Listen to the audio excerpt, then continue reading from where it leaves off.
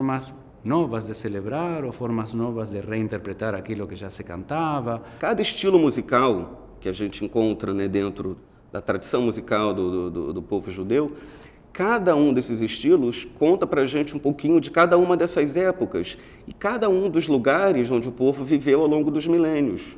Então, a gente poder trazer isso tudo para hoje em dia é como se a gente estivesse colocando a congregação em contato com o seu passado. Quer dizer, com o seu passado e com os vários momentos da sua história. Acontece que em outro tipo de sinagogas, por prescrições da lei, proibições da lei, não tem nem instrumento tocando, pelo menos no Shabbat, mas nas festas em geral e em algumas nem em casamentos, e também não tem vozes de mulher cantando. Então, as possibilidades musicais são outras. E os estilos também são outros, né? Que são os estilos que eu estudei antes de vir para aqui. Mas o estilo musical da sinagoga do centro da Europa é muito próximo da música clássica, da música de câmara, dos oratórios. Então, para mim que tenho formação musical, já era cantor de outro tipo de repertório, era muito interessante poder desenvolver minha atividade profissional sinagogal com essas possibilidades musicais, né? Poder fazer uma coisa com um estilo mais com que eu possa me identificar mais. A coerência e a consistência do que eu percebi que se fazia aqui.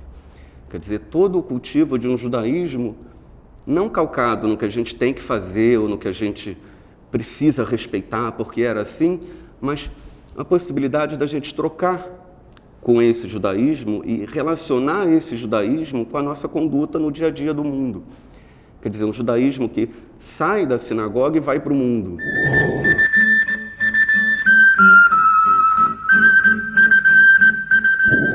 A Ari tinha um grupo de senhoras que era a seção feminina, que era um grupo de senhoras que fazia benemerência, que visitava os doentes, que fazia cartões de aniversário para os idosos. E eram ainda as senhoras daquele grupo que tinha vindo primeiro. Então, tinha muitas senhoras alemãs. E a dona Margot Lemle, de abençoada memória, era desse grupo. Quando me convidaram para entrar nesse grupo, acho que eu era a única que não era alemã e nem de descendência alemã. Meus pais eram poloneses. Então, as primeiras reuniões, eu me lembro muito claramente disso. Elas começavam a falar alemão e a dona Margot ficava muito zangada. Ela levantava, batia na mesa e dizia assim: vocês não são muito delicadas. Olha que a dona Teresa não fala alemão, vamos parar de falar alemão. Então, ainda tinha aquela coisa muito alemã. Acho que por volta de 70, 71, entrei na seção feminina, que era uma vez por semana, às segundas-feiras, e as senhoras mais velhas realmente se prontificaram a nos ensinar o que é trabalhar na seção feminina da área. A gente trabalhava, fazia primeiro conferências, mandava via pessoa de fora para ensinar uma coisa para a gente. E também coisas culturais, cada uma trazia uma coisa interessante da semana. Enfim, foi um trabalho muito gostoso. Eu sinto muita falta da seção feminina. Ver o que falta em termos de louça, parte religiosa, apetrechos, tudo que precisava ser consertado para passar para o patrimônio. Então, é um serviço muito importante de ser lembrado. Todo mundo conhecia a Dona Hilda, que fazia salada de batata, enfim. Na área, conheci muito a Dona Hilda. Dona Hilda era a prata da casa, ela era a empregada da casa. No grujo, ela fazia os bolos, ela fazia os sanduíches, ela que providenciava os refrigerantes, ela que dava bronca se alguém sujava alguma coisa, ela abria e fechava todas as portas para os jovens, para os mais velhos. Não teve uma noiva que não passasse na área e que ela não consertou. A cauda, preparou as daminhas, e se você vê vários filmes nossos, a Dona Hilda está lá. Ela fechava. A festa de Sukkot, a Dona Hilda montava açúcar. Se você quisesse, Dona Hilda, que eu preciso para fazer Purim, para fazer a própria Sukkot, ela sabia tudo do judaísmo. A mulher é mais detalhista. E quando cisma com uma coisa, faz mesmo, né? Mais do que o homem. Por outro lado, a mulher é mais paciente. A área é igual uma casa, só que é uma casa enorme, né? Uma casa enorme. Uma casa tem 4 quartos, a área tem 50. E eu acho que um pouco é isto, né? E a partir do momento em que a mulher tem uma participação igual ao homem no judaísmo, a mulher parece que tomou um impulso, um entusiasmo maior na parte de gerir o lado judaico de administrar a sinagoga. Eu acho que um pouco é isto, né? Então, desde a primeira presidente mulher, que foi a Célia Lerner, de abençoada memória, a Evelyn é a terceira presidente mulher.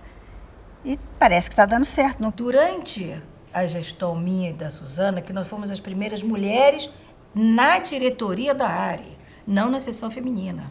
Porque a seção feminina, pelo nome, só mulheres. E também elas traziam também pessoas para dar entrevista, para alguma coisa. Mas as primeiras mulheres a trabalhar em diretoria, junto na mesa dos homens, fomos nós duas.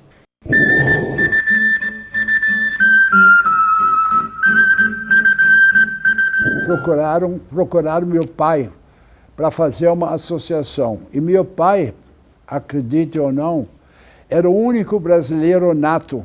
Então fizeram ele presidente, senão não poderia. A polícia especial, que é aquela política, não permitia. E meu pai ficou na presidência durante 7 anos. Meu pai começou dentro da área, na verdade, como conselheiro. E aí, de conselheiro, ele foi indo, e virou diretor, tesoureiro. Eu sei que ele foi galgando lá até virar vice-presidente e um dia virar presidente. E ficou nessa há muitos anos. Papai, depois de ter cumprido lá a presidência dele, entregou a presidência para o Samuel Benoliel, muito meu amigo. E daí, na área, concedeu a ele o título de presidente de honra. Tem até hoje na entrada da área uma placa. E, de repente, um dia eu recebo um telefonema dizendo que eu tinha sido escolhido pelos Hanihim, pelo jovem, para ser diretor de juventude. Eu disse não, lógico. Depois eu pensei no meu passado de Achomer e tudo mais, então eu assumi. E assumi, então, a diretoria de juventude quando fiquei 4 anos. E na área eu encontrei um grupo de jovens de 30 e poucos anos, Samuel Benoliel, Jorge Roth, Ezequiel Rosman, José Kugut, meu colega, amigo de infância. Era um grupo, entre aspas, jovem, que já faziam parte da diretoria ou do conselho. Me senti em casa. E nós tínhamos todo esse grupo, nós sentimos uma necessidade muito grande de desenvolver a parte, vamos dizer, liberal do movimento da religião. E tem que também fazer uma menção do Dr. Zuckerman, que foi presidente durante 14 ou 16 anos, que aceitou esse grupo jovem. Aí finalmente nós nos candidatamos, perdemos as eleições, as primeiras, a segunda nós vencemos. Eu digo nós, porque éramos esse grupo que tomou conta, vamos dizer, que assumiu a área. E diga-se passagem que foi uma passagem extremamente tranquila. Aqueles fundadores que já iam na idade, nos aceitaram muito bem. Nós assumimos, Samuel Benoliel foi presidente. Desse grupo, 4 foram presidentes da área. Primeiro eu era jovem, segundo eu era sefaradi numa sinagoga de alemães. Naquela época, ser presidente de uma instituição com 43 anos não era comum. Uma instituição religiosa e tal. Então, eu gostei muito do período que eu fui presidente. Depois eu voltei a ser vice-presidente do José Kogut, que tinha sido meu vice-presidente. Aí quando ele se tornou presidente, eu me tornei o vice dele. E nunca me afastei. E diga-se de passagem que a área cresceu muito, também com a vinda do Orien, que é o primeiro cantor com a voz dele extremamente melodiosa, e depois e principalmente pelo Rabino Gressa, um jovem rabino, que vinha da Argentina, já tinha estado aqui, um cara de uma atividade extraordinária, com um carisma excelente, e fez da área o principal centro, talvez, de judaísmo no Rio de Janeiro. E coincidiu justamente com a nossa gestão. E foi uma época de muita atividade. A área era realmente o centro da comunidade. Quando você faz esse tipo de trabalho voluntário, você ganha muito mais do que dá, porque você tem a chance de conhecer pessoas dos mais diferentes níveis, desde o pessoal que trabalha na Rocinha, onde a gente está começando a fazer um trabalho voluntário, até um vice-ministro de Israel que vem aqui.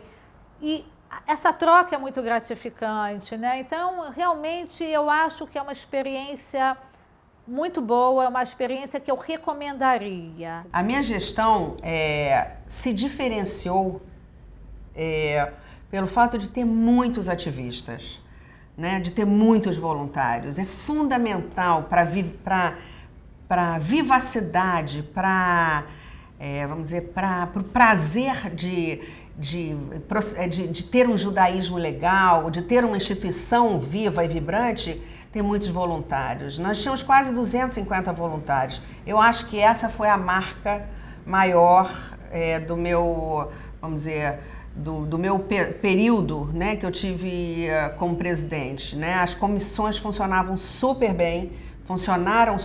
Eu acho que isso é uma coisa que a gente tem que perseguir, né? Comissões estabelecidas, com gente presente, ideias novas, não fazer sempre como foi, mas cada um ter o seu jeito de fazer. A gente teve um congresso judaico da World Union for Progressive Judaism, enquanto eu era presidente, que eu acho que fez a maior diferença na comunidade judaica carioca, né? Nós tivemos 600 pessoas presentes nas atividades, o que é um negócio assim fantástico, né? Trouxemos profissionais de fora, professores, rabinos, enfim, vários palestrantes, debatedores, e eu acho que isso sempre fez a diferença, né? Na parte religiosa, nós tínhamos Havorot, tínhamos muitas atividades, e houve um desenvolvimento, cada reunião, que nós tínhamos uma reunião por mês, cada mês entravam mais ou menos na média de 20 sócios novos.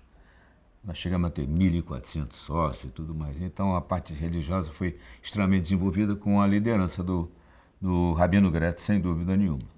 Eu acho que foi uma evolução, né? Eu entrei, na verdade,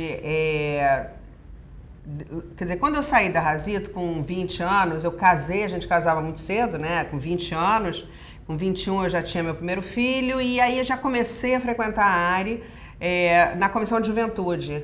E aí primeiro eu comecei a ser a coordenadora de juventude, né? Para lidar diretamente com a Razito, que sempre foi a minha lealdade maior foi com a Razito. E aí a gente fazia reuniões dentro da área e tudo. E com o tempo eu fui me vinculando, passei a ser conselheira e no final, por algum motivo, enfim, não sei exatamente qual foi, eu entrei como vice-presidente do Nelson Cooperman durante 4 anos e depois passei a presidência da área.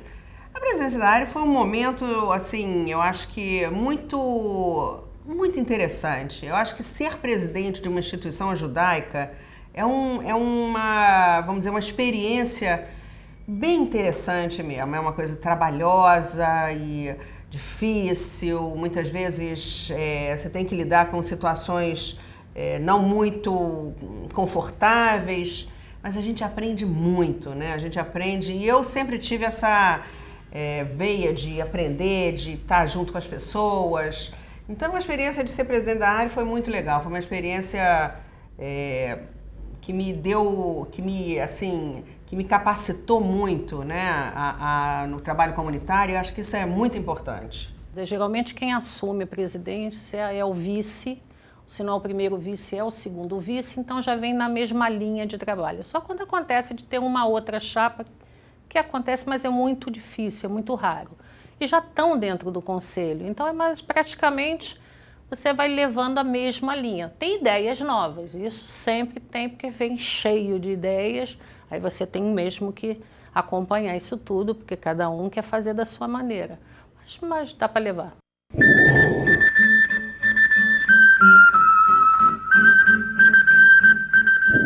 o Brasil ainda muito em crise, saindo do regime militar dela própria, inflação, problemas sérios. No início da década de 90, em que o país estava atravessando uma época de fim de inflação, planos anti-inflação. Então, quando parou essa inflação maluca, o que aconteceu é que existia uma falta de hierarquia salarial dentro da área, como existia em todas as companhias, houve um caos que aos pouquinhos foi se realizando. A área não podia ser diferente. Então, quando eu fui convidado para a área, o presidente anterior, que também me sucedeu, chamava-se Jorge Rota, ele infelizmente faleceu, ele era um rapaz brilhante, ele me disse,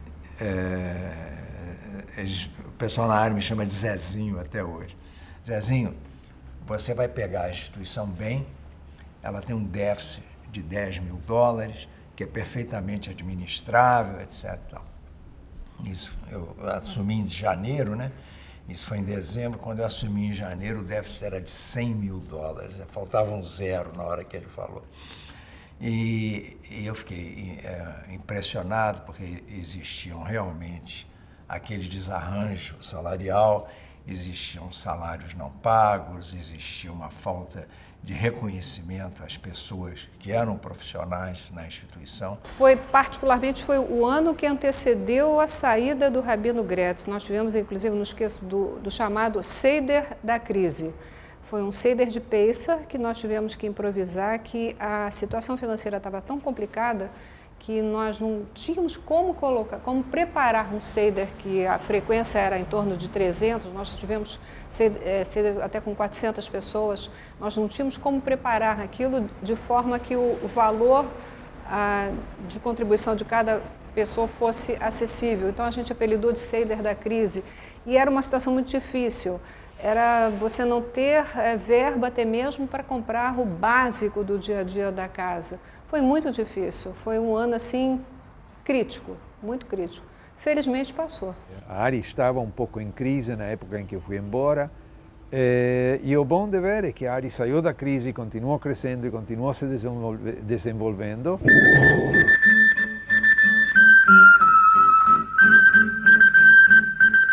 Primeiro, porque a ARI, desde o início, se formou como uma comunidade conservadora, liberal, não ortodoxa. Eu acho que a ARI segue uma linha de religião que é fácil para qualquer judeu seguir, diferentemente de algumas das mais ortodoxas, onde já exige outros sacrifícios que nós não temos na ARI.